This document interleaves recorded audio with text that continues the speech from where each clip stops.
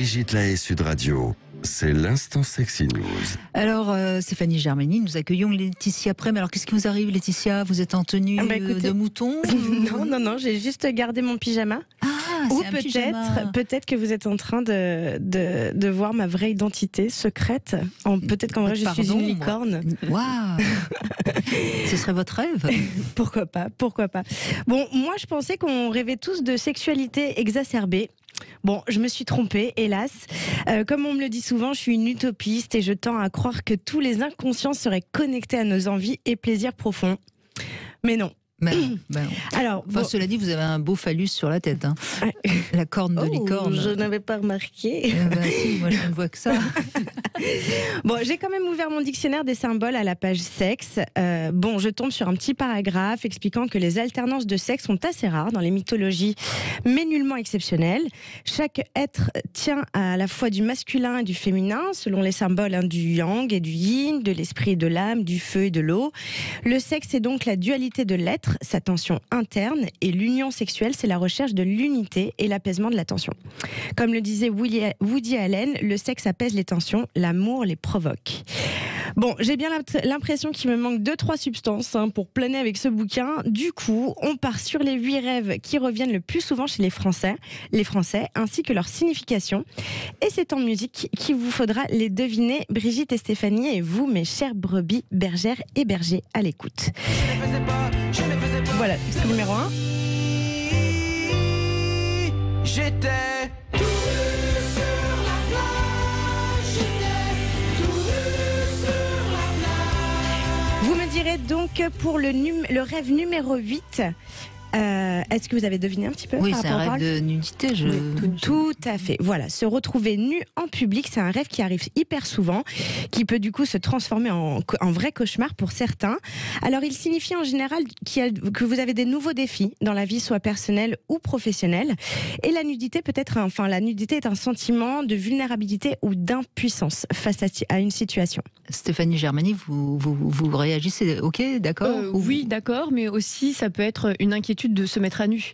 Vous avez des sujets qui se baladent avec beaucoup de vêtements, c'est-à-dire des surcouches pour ne pas qu'on les voit vraiment. Et l'idée d'être démasqué, c'est-à-dire de ne plus avoir de vêtements, ça peut angoisser. C'est-à-dire, est-on capable de se présenter à l'autre totalement nu? Il y a aussi le symbolisme de cette intériorité qui peut être exposée, et ça peut être dangereux pour certains de montrer en fait son intériorité. Ça peut être aussi ou sa vraie personne. Exactement. Parfait. Alors du coup, on passe au rêve numéro 7. Je l'ai rêvé si fort que les draps s'en souviennent. Je dormais dans son corps. Coquin. Alors là, je vois pas du tout. Rêve érotique? Oui, si, quand même. Ah non, je ne vois pas du tout. On va en parler un petit peu. Donc, faire des rêves érotiques, on en a tous fait, non? Enfin, je sais pas. Bon, 80% des hommes, oui, quand même. Mais 80% des hommes et 70% des femmes, ça c'est des chiffres de l'INSEE, ont au moins rêvé une fois de sexe. Donc, si vous rêvez de sexe, ce n'est pas forcément causé par un manque de sexe. Et par exemple, si c'est un membre de la famille ou un ami, c'est souvent suite à une dispute qui vous pèse, visiblement. Rien de tel que le sexe pour se réconcilier, n'est-ce pas? Exactement. Ou ces songes coquins sont une expression de vos désirs enfouis. Donc, un petit conseil, soyez à l'écoute des messages de Morphée. On y va, DJ Lulu, dans la prairie pour l'extrait numéro 3, numéro 6 de nos rêves les plus fréquents chez les Français. On se fait du mal, on est un peu sur les dents. Sur les dents. Une petite idée d'un rêve qui revient souvent? Dont on parle souvent. De dents, une perte de dents. Perdre une dent, perdre une ou plusieurs dents, effectivement, rêve récurrent. Les dents représentent la puissance et la confiance en soi. Alors peut-être que vous traversez une épreuve qui ébranle votre confiance en soi. Perdre ses dents, c'est aussi être dessaisi de force agressive et de jeunesse et de défense. Du coup, c'est un symbole de frustration, en général, de perdre une dent. N'hésitez pas, docteur, à mettre des petites virgules. Ça peut aussi être une signification d'une transformation. Parce qu'il faut savoir que les dents, elles changent au moment de la puberté, enfin même avant d'ailleurs, quand on est enfant, et ensuite quand on est vieux. Donc ça peut être aussi ça. Oui, et en fonction, alors bon, je ne sais pas si on peut aller jusque-là, si on des note incisives, vraiment, des molaires, voilà, etc. Oui. Bon. Donc ça, il y a une petite différence aussi en fonction de quelles dents vous perdez. Alors on enchaîne ensuite avec le rêve numéro 5. Tomber dans le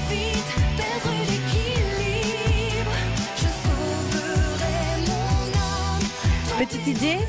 Oui, la chute. Voilà, Ouais. exactement. Donc on peut se réveiller en sursaut souvent et ça relève des problèmes dans la vie personnelle ou professionnelle. Se pencher sur le ressenti si vous tombez, c'est quand même plus facile à comprendre. Donc si vous n'avez pas peur, votre inconscient tente de vous rassurer vis-à-vis d'une situation compliquée à gérer. Si vous avez peur, c'est que vous vous retrouvez quand même dans une situation d'insécurité. On enchaîne avec le numéro 4, let's go. Une critique avance, d'autres filles entrent dans la danse. Oui, quand on Jalousie. rêve. Oui, alors pas tout à fait, mais plutôt infidélité. Qui revient souvent. Donc, quand on rêve d'infidélité lorsqu'on est en couple, ce n'est pas alarmant, on s'inquiète pas. Mais c'est le message que vous vous sentez délaissé par rapport à un partenaire absent. Et si vous vous trompez, c'est qu'il y a un problème dans votre relation. Donc, c'est pas une étape avant de passer à l'acte. Rassurez-vous et parlez-en à votre partenaire. On y va avec le numéro 3, DJ Lulu. Course-poursuite condé, ça fait. J'accélère, ça fait. Ça, c'est une petite musique pour mon fils. Est-ce que vous avez une petite idée? Courir, accélérer. La course-poursuite. Ouais, la course-poursuite. Donc, en fait, ça peut révéler d'une certaine anxiété. Donc, il faut vous questionner sur l'impact du stress dans votre vie, car celui qui vous poursuit n'est autre que l'angoisse en personne. Numéro 2.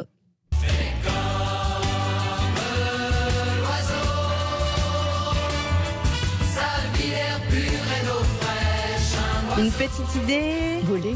Non, oui. bah oui. Et oui, exactement. Mais pas dérober, Ah non. s'envoler. S'envoler tout à fait dans les airs. Alors tout dépend des circonstances et si vous avez ressenti du plaisir à voler ou si ça a été négatif.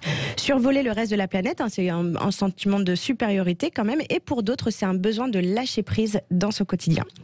Allez, on finit avec le numéro 1, DJ Lulu. La mort attend sous l'oreiller que j'oublie de me réveiller pour mieux glacer le temps qui passe. Et oui, rêver de la mort, ça arrive assez souvent, c'est quand même le numéro 1. Donc rêver de la mort ou de sa propre mort, c'est pas forcément prémonitoire, mais ça marque la fin d'un cycle, la prise d'un nouveau départ et le changement de vie. Quoi que vous fassiez comme rêve, rêver c'est bon, c'est être à l'écoute de son subconscient, même si parfois il fait penser à une personne sous LSD, on devrait quand même un peu plus l'écouter. Absolument, mais c'est intéressant parce que là on voit quand même que ça marche le symbolisme, avec les quelques rêves que vous avez évoqués, qui sont des rêves assez fréquents en effet, et je trouve que vous les avez à peu près tous cités. J'ai pas comme ça un rêve récurrent qui me viendrait.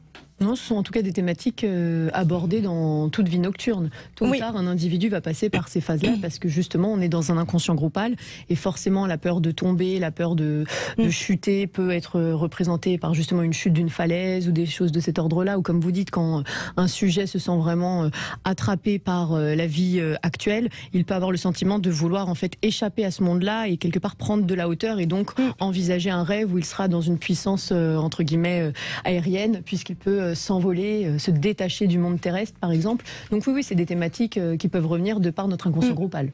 J'ai toujours trouvé ça hyper intéressant, moi, quand je les retiens, d'essayer de chercher un peu la signification de mes rêves. Et c'est vrai que quand c'est assez traumatisant ou violent ou des immensités, des choses un peu inexplicables, en fait, c'était quand même assez concret dans ma vie.